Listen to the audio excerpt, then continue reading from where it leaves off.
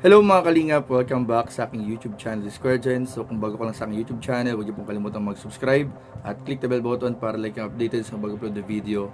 At huwag po natin kalimutan suportahan ng Budong Kalingap sa panguna ni Kuya Val Santos Matubang, Ate End the Vlog at syempre Kalingap Rob.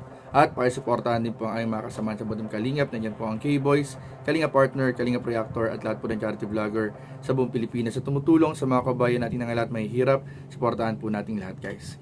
So mga Kalingap, kahapon nga po ay naalarma po ang lahat sa ating ginawang reaction video or sabihin na nating balita na kinagulat po ng Kalingap community. Ito nga po ay kaugnay mga Kalingap sa pinagawan sa atin ng reaction video or ng sabihin na natin mga Kalingap ay ginawa ng video, pinagawan sa atin ng video para maalarma kung sino man ang gumagawa ng kalokohan sa loob o sa labas ng K-Boys mga Kalingap.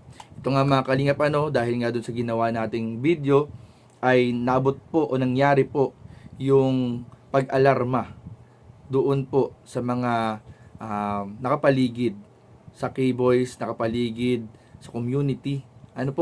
At ayun nga yung pag-uusapan natin ngayon mga Kalingap dahil nung simula po nung ating ginawan po ito ng video kahapon ay nagsilabasan po ang mga sari-saring opinion, sari-saring kuro-kuro, sari-saring mensahe. May mga dumating pang mensahe sa akin na meron silang mga pinaghihinalaan.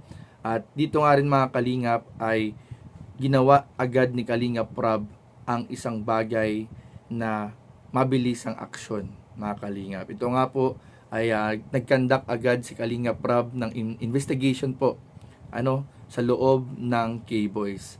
So kagabi po mga Kalingap, para po sa inyong kaalaman ay nangyari na po ang paunang investigasyon ni Kalingap Rob doon po sa grupo ng K-Boys. Lahat kami ay ni-require ni Kalingap Rob na ilatag ang aming social media doon sa GC at doon in-screenshot namin yung YouTube account. So nakikita naman po dyan kung kunyari may isang email kung ilan ang YouTube account, username, channel, makikita po doon kung ilan po ang Facebook, kung ilan po ang Facebook page na ikaw ang admin o member ka or controlled ka or may controlled ka, ay nilatag po doon mga Kalingap lahat. At doon nga po mga Kalingap ay lahat po ng K-Boys ay nakikooperate, nag-participate po lahat ng K-Boys, lahat po kami, naglatag po kami, including ako po mga Kalingap Square Gens, ay naglatag po kami doon lahat mga Kalingap. At doon mga Kalingap naglabasan po yung may mga dalawang channel, naglabasan din po yung may mga page na hinahawakan, naglabasan din po yung mga totoong pangalan, yung mga sideline, ayun po mga Kalingap. So merong mga personal, merong mga labas sa Kalingap, merong mga connected sa Kalingap na mga channel or page po mga Kalingap. So yun po yung nangyari. At dahil po doon mga Kalingap ay mas lalong naging aware yung ating mga K-Boys at nagkaroon nga po ng mga kuro-kuro na naman sa GC ng K-Boys na may mga pakiramdam, yung ibang mga kasamahan po namin ay may mga pakiramdam na talagang nasa loob daw po yung nagpapakalat nung balita, nung informasyon po or naglilik yung information po sa mga content ni Kalingap Rob. So yun po mga Kalingap, yun yung ating patuloy na iniimbestigahan. Si Kalingap Rob ang bilang nangunguna sa pag-iimbestiga po at nagiging mas lalong maingat po ngayon mga Kalingap si Kalingap Rob. Napakarami pong mga comments dun sa ating ginawang reaction video kagabi, kahapon, at napakarami po dong talagang may sense po yung mga comment nila. May mga sense, may mga babala, at merong mga yung iba may mga suggestion din po na baka may mga pumupuntang araw na ibang vlogger, so kausapin din daw po yung pamilya kasi baka yung pamilya nung tatlong magkakapatid ay baka merong sumasalisi sa Kalingap. After ng Kalingap biglang may pupuntang ibang mga vlogger, so din daw yun, parang i-consider din po yung possibility na baka merong ibang vlogger outside Kalingap or outside K-Boys, baka po sumasalisi after po ng vlog ni Kalingap Rob. So, ayun po and meron din naman mga nagsasabi na i-check nga daw po yung mga Facebook or yung mga YouTube or yung mga social media ang hawak ng K-Boys, which is nangyari na po. Inaction na po agad ni Kalinga Prab.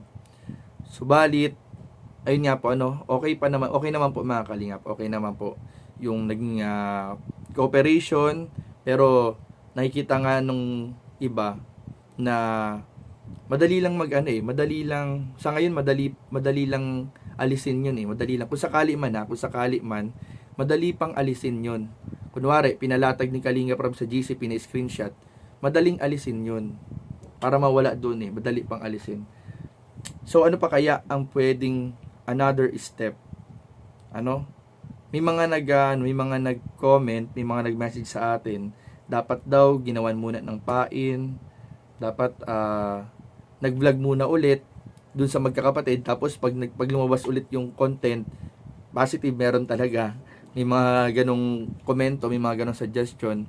Meron naman na mga meron din, hindi din nawawala po yung mga pangbabash din mga Kalingap, yung mga bashers, kasi may mga nabasa akong ibang comments po, baka daw for the views lang ako.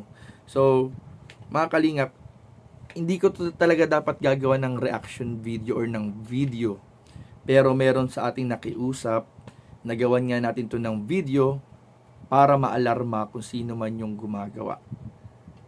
Kung sino man yung gumagawa nun kay Kalinga Prab, yung video na ginagawa natin na content or topic po ito, ay sabi nga nung nakiusap sa akin, nagawa ito ng video, ay para i-alarma talaga. So nangyari na yung first video natin kahapon, na alarma na, aware na yung grupo, at sigurado kung nasa labas man yan ng Kalingap, yung mga fake page, fake channel na nakakatanggap ng mga leak ng content ni Kalinga Prab, sigurado ako ngayon aware na rin sila. Pati yung mga viewers, aware na rin kung ano yung mga fake channel, fake page.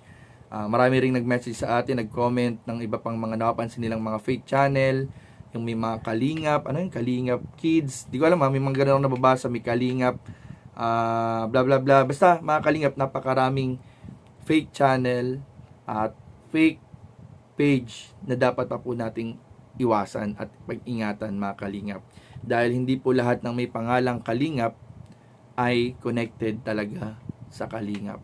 So maging vigilant, maging mapagmatsyag, maging mapag-obserba, at tiyakin po natin mga Kalingap na ang lahat po ng ating fina-follow ay legit pong connected sa Team Kalingap. Lalong-lalo na sa mga nagpapadala ng tulong, yung mga nag-i-sponsor, siguraduhin po natin ang kausap po natin ay legit na connected po sa Kalingap. Sabi ko nga dati, kung maaari, tawagan nyo, kung maaari, video call nyo, makita nyo face to face para malaman nyo kung sino po yung inyong kausap. So, yun lamang po mga Kalingap, at maraming po salamat sa inyong panunood. Abangan nyo po ang ating mga susunod na update dito sa ginagawang investigasyon po sa nangyaring hindi inaasahan na ito sa loob ng K-Boys or ng Kalingap. So, yun lamang po, at maraming po salamat sa inyong panunood. Please don't forget to like, comment, share, and subscribe sa ating mga video. Maraming po salamat. God bless. Bye-bye.